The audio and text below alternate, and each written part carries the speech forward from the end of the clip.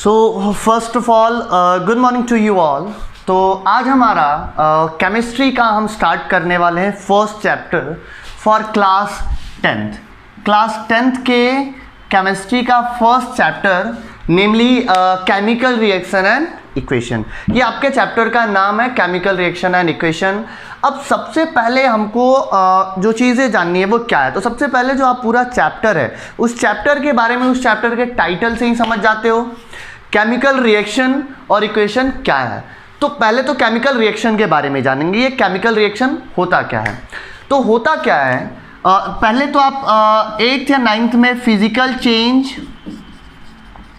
और chemical change के बारे में पढ़े हैं।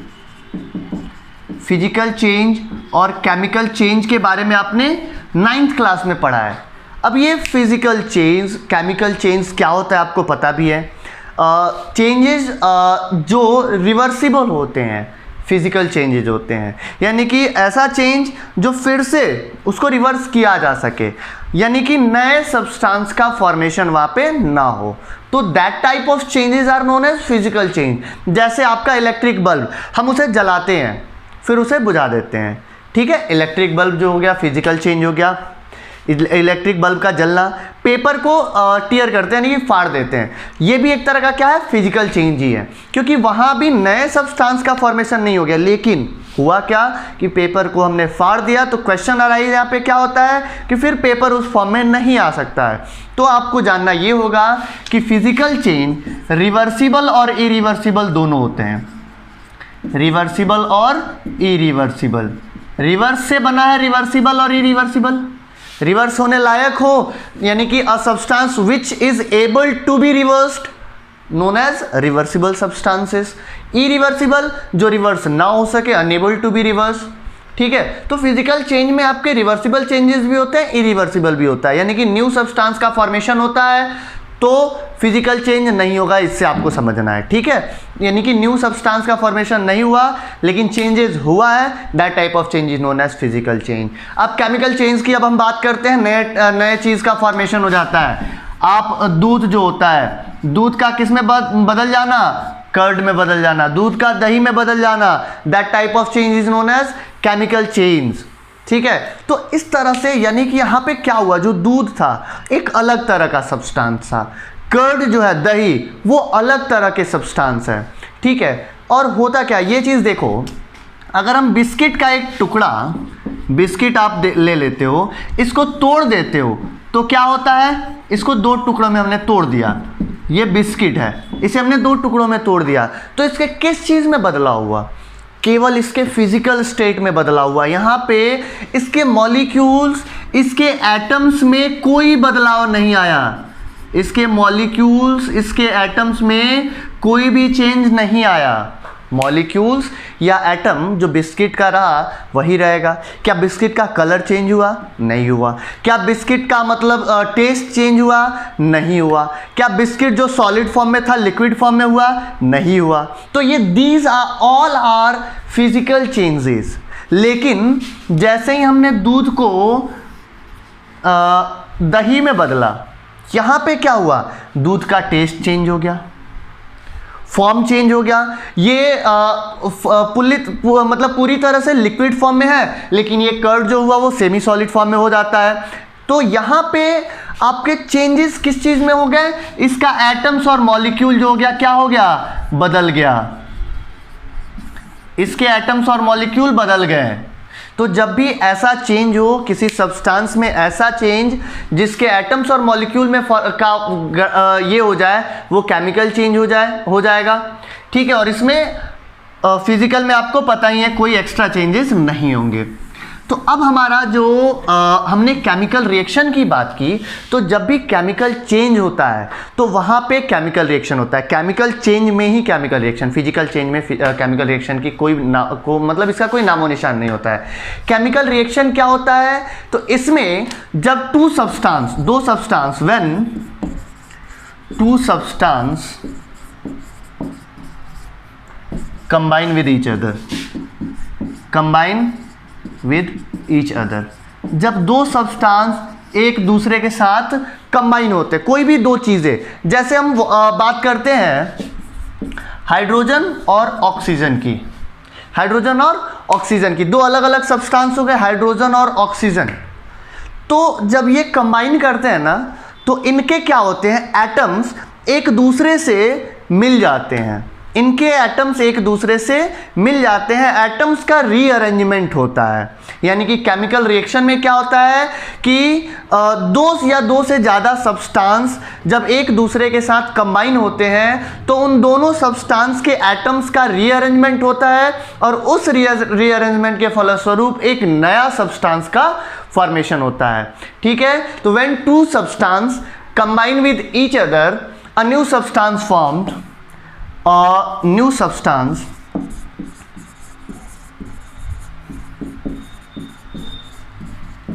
is formed due to the rearrangement of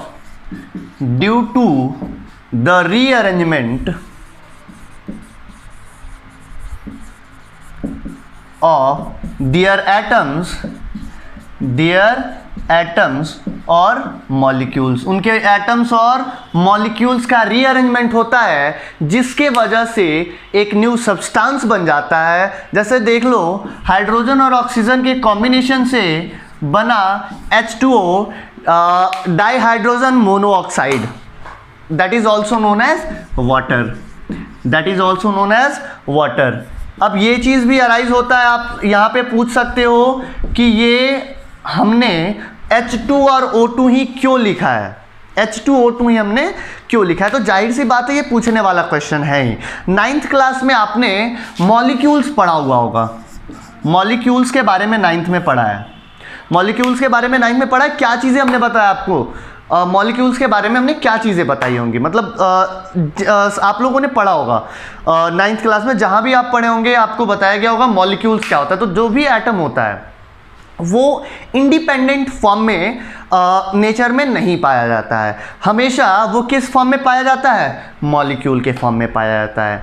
ठीक है, मॉलिक्यूल के फॉर्म में जैसे कि हाइड्रोजन, दो एटम्स हाइड्रोजन का कंबाइन होता है तो हाइड्रोजन का एक मॉलिक्यूल बनता है जिसे हम लोग H2 लिखते हैं। तो रिएक्शन में सिंगल एटम कंबाइन नहीं करता है, वो उसके मॉलिक्यूल कंबाइन करते हैं। ऑक्सीजन के दो एटम्स कंबाइन होते हैं तो O2 बनता है, ऑक्सीजन के दो एटम्स कंबाइन होते हैं तो O2 यानी कि ऑक्सीजन का एक मॉलिक्यूल, ये ऑक्सीजन का एक मॉलिक्यूल है, ये हाइड्रोजन का एक मॉलिक्यूल है, ये जब कंबाइन हुए तो H2O बना जो वाटर का एक मॉलिक्यूल है। ठीक है, ये रिएक्शन अभी बैलेंस नहीं है, हम बैलेंस केमिकल इक्वेशन, मतलब ये इक्वेशन हो गया एक, इसको हमने बैलेंस नहीं किया, बैलेंस करेंगे हम, बैलेंसिंग केमिकल इक्वेशन जब आपको बताएंगे नेक्स्ट टॉपिक में। तो अब जो चीज़ें होती हैं, केमिकल रिएक्शन होता है ना, तो जो न्यू सब्सटेंस बना उसकी प्रॉपर्टीज जो हो जाती हैं वो बहुत ज़्यादा बदल जाती हैं। जैसे अगर हम न्यू सब्सटेंस जो बना ना उसमें क्या क्या चीज़ें हो जाएंगी, मतलब कैसे आपको पता चलेगा कि वहाँ पे केमिकल रिएक्शन ही हुआ है। हाइड्रोजन और ऑक्सीजन जब कंबाइन हुए वाटर बना, कैसे पता चला कि केमिकल रिएक्शन ही हुआ। तो केमिकल रिएक्शन होगा तो आप इसके कुछ कैरेक्टरिस्टिक्स के बारे में जान जाएंगे। तो चलिए इसके बाद हम बता देते हैं, जिसे हम लोग कहेंगे characteristics of a chemical reaction, characteristics of a chemical reaction या केमिकल चेंज। केमिकल रिएक्शन क्या हुआ, जब दो सब्सटेंस एक दूसरे से के साथ मिलते हैं तो एक नया सब्सटेंस बनता है जिसमें एटम्स और मॉलिक्यूल्स का रीअरेंजमेंट होता है, यही केमिकल रिएक्शन कहलाता है, या केमिकल चेंज भी इसको हम लोग कह सकते हैं। और जब भी केमिकल चेंज होता है तो क्या क्या चीज़ें बदल जाती हैं, तो कैरेक्टरिस्टिक, मतलब समझ लो तो एक केमिकल चेंज होता है, केमिकल रिएक्शन में क्या होता है, केमिकल चेंज होता है, और हमें पढ़ना है कैरेक्टरिस्टिक्स ऑफ केमिकल चेंज।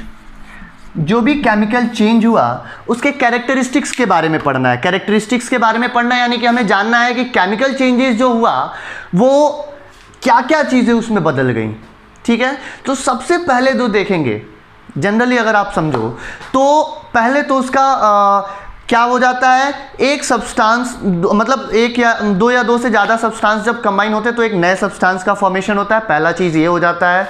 और उस नए सब्सटेंस की प्रॉपर्टी जो होती है ना, उसके जो कंस्टिट्यूएंट हुए, जैसे हमने अभी H2 + O2 वाला बताया था ना आपको, H2O बना, ये कहलाता है, ये वाला पार्ट जो होता है रिएक्टेंट कहलाता है, और ये वाला क्या कहलाता है, प्रोडक्ट कहलाता है। तो अच्छा एक चीज़ आप ध्यान से ज़रा सा देखिए, hydrogen that is highly flammable gas, hydrogen जो है हाईली फ्लेमेबल गैस है, बहुत तेज़ी से आग पकड़ लेता है। ऑक्सीजन जो है वो क्या है, आग पकड़ाने में यानी कि आग जलाने में ये हमारे लिए मददगार होता है, ठीक है। तो जब हम हाईली फ्लेमेबल गैस को लेके ऑक्सीजन के साथ रिएक्ट कराएं तो वहाँ पे ऐसा होना चाहिए यानी कि आग पकड़ लेना चाहिए, लेकिन ऐसा नहीं होता है। क्या बन जाता है, एक ऐसा चीज़ बन जाता है, एक ऐसा मटेरियल, एक ऐसा सब्सटेंस बन जाता है that is capable to put off the fire, आग को बुझाने के काम में आता है ये। यानी कि इन दोनों की प्रॉपर्टी इसमें बिल्कुल नहीं मिलती है। Hydrogen that is highly flammable, water क्या हाईली फ्लेमेबल होता है, नहीं होता है, आग बुझाने के काम आता है। ऑक्सीजन आग जलाने में मदद करता है, वाटर आग जलाने में मदद करता है, नहीं, आग बुझाने में मदद करता है। तो कहीं ना कहीं जो रिएक्टेंट, जो कंस्टिट्यूएंट कहेंगे, इसको क्या कहेंगे, कंस्टिट्यूएंट कहलाते हैं ये। मतलब दो सब्सटेंस जो कंबाइन होते हैं वो कंस्टिट्यूएंट हो गए, और जो नया सब्सटेंस बना उसको हम लोग प्रोडक्ट, या इसको रिएक्टेंट और उसको प्रोडक्ट कह सकते हैं, ठीक है।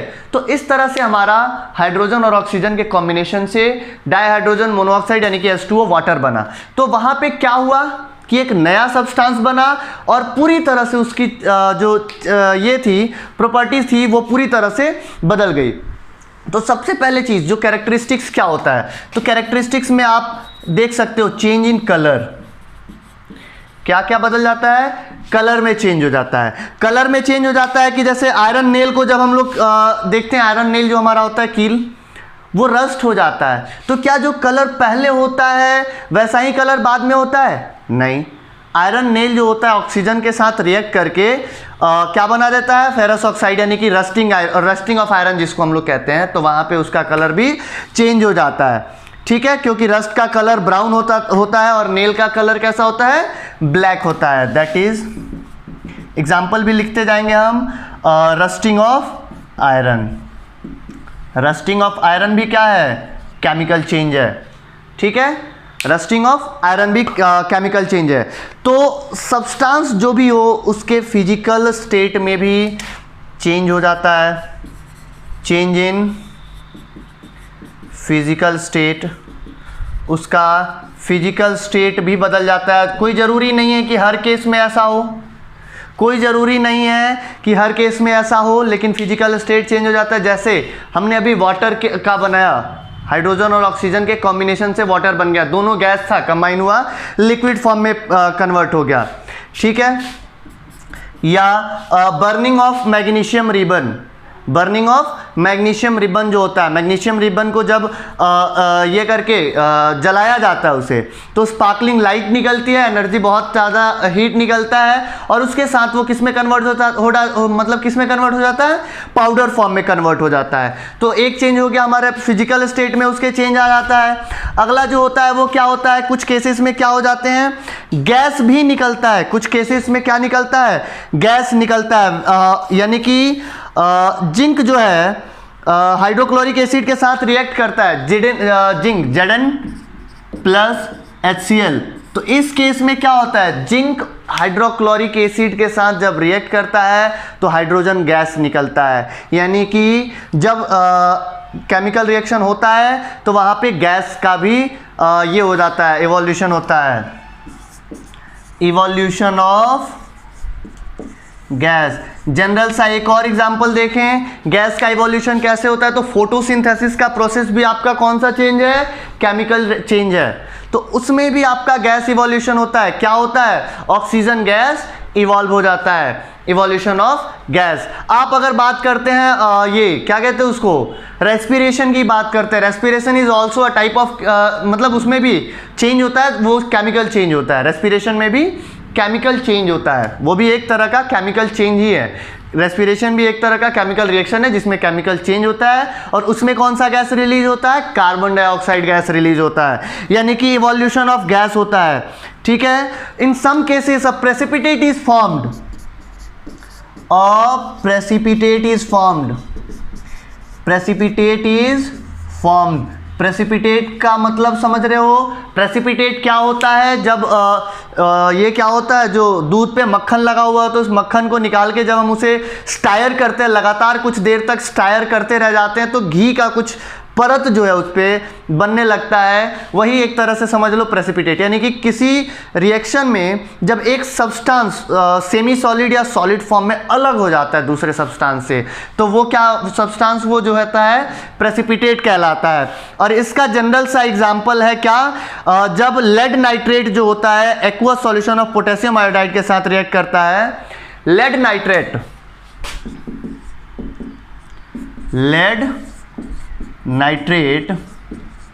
जब रिएक्ट करता है किसके साथ, लेड नाइट्रेट किसके साथ रिएक्ट करता है आपका, aqueous solution of potassium iodide. किसके साथ? पोटेशियम आयोडाइड के साथ रिएक्ट करता है। लेड नाइट्रेट जब पोटेशियम आयोडाइड के साथ रिएक्ट करता है तो क्या बन जाता है, येलो प्रेसिपिटेट बन जाता है लेड आयोडाइड का। तो लेड आयोडाइड जो होता है क्या चीज अलग हो जाता है, लेड आयोडाइड प्रेसिपिटेट के फॉर्म में अलग हो जाता है, येलो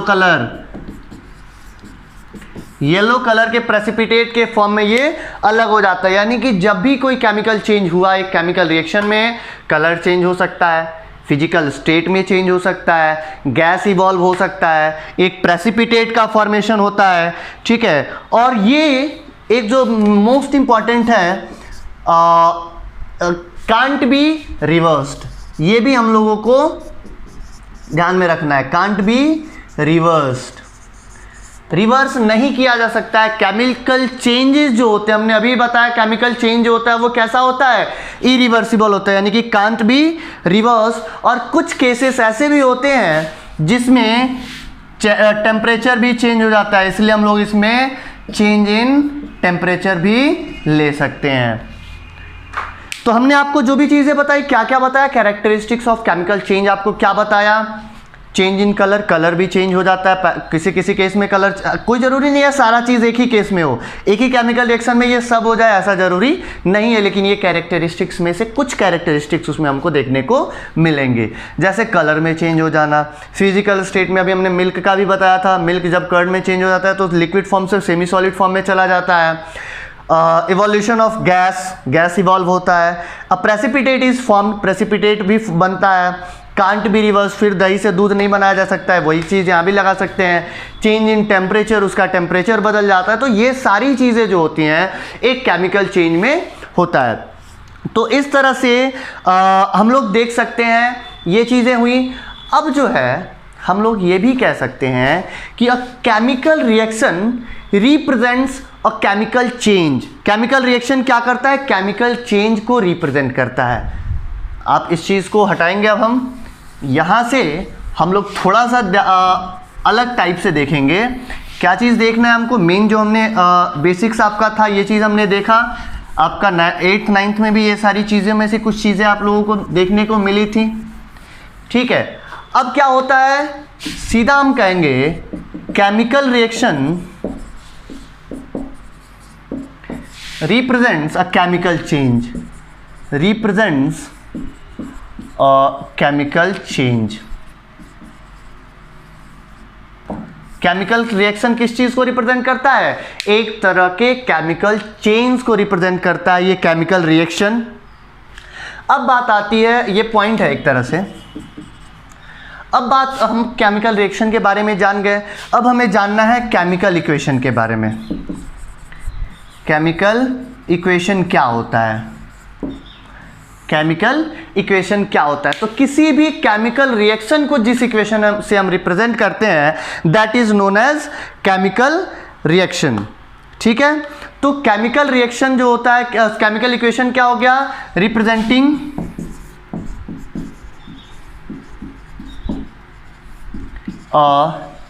केमिकल इक्वेशन, यानी कि the process of representing a chemical equation is known as chemical reaction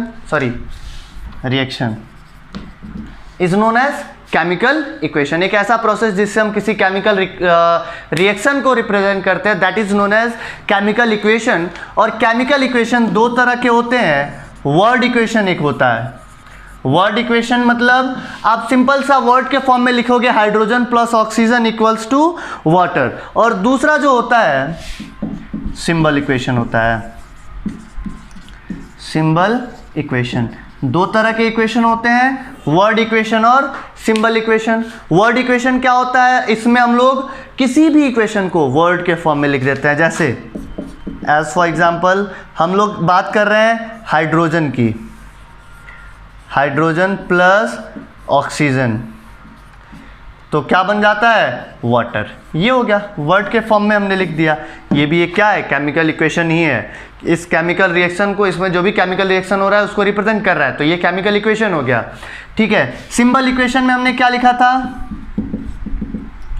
H2 plus O2 और बनता क्या है, H2O। ठीक है, 2S, इसको हम अब बैलेंस कर देते हैं। ठीक है, तो ये हमारा हो गया वर्ड इक्वेशन और सिंबल इक्वेशन। तो आज के लिए, आज के वीडियो में आप बस इतना ही, आज आप इस चीज़ को समझोगे, अच्छे से देखोगे। ठीक है, जो चीज़ें आपको डाउट होंगी, जो भी डाउट आपको होगा, आप ज़रूर कमेंट बॉक्स में कमेंट करोगे, आपका सारा डाउट क्लियर किया जाएगा। और जितना से जितना हो सके इस वीडियो को शेयर करो अपने दोस्तों के पास, और लाइक करो, सब्सक्राइब करो, कमेंट करो और बेल आइकन दबा देना। रेगुलर हम आपके लिए नए नए वीडियोस बनाते रहेंगे। आपके नेक्स्ट जो टॉपिक होगा उसमें वर्ड इक्वेशन और सिंबल इक्वेशन को हम आगे बढ़ाते चलेंगे। ठीक है, तब तक के लिए खुश रहिए, पढ़ते रहिए और सुरक्षित रहिए। Thank you.